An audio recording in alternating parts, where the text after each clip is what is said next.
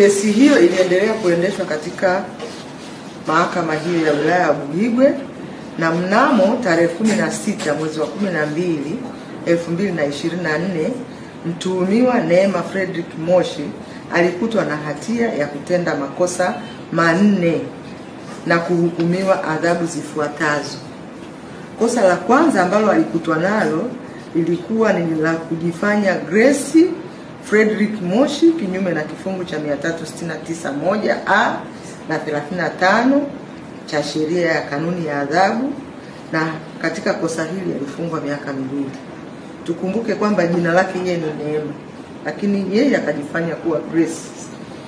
Kwa hiyo hilo lilikuwa kosa la kwanza. Kosa lake la pili ambalo alikutwa nalo na hatia ni la kujifanya Grace Fredrick Moshi aliyeandikwa kwenye cheti cha elimu ya sekondari chenye namba S0912-0024 ambacho ni cheti cha tunaita academic certificate cha Grace Fredrick Moshi kinyume na kifungu cha 371 na 337 cha sheria ya kanuni ya adhabu.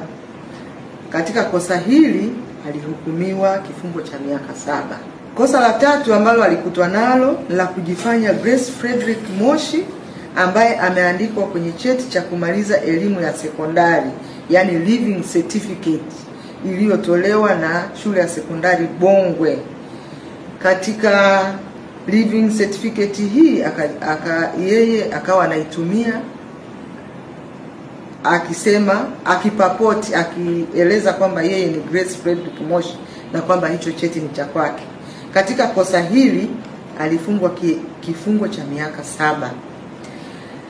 Kosa la 4 ambalo alikutwa nalo ni la kugushi vyeti vya kumaliza elimu ya sekondari vilivyotolewa na shule ya sekondari Bongwe. Yaani vyeti vyote viwili sasa. Kumbukeni ukimaliza form 4 kuna vyeti viwili. Kuna cheti cha taaluma ambacho tunaita academic certificate na kuna living certificate inayokuonyesha kwamba wewe umehudhuria miaka 4 kwenye shule hiyo.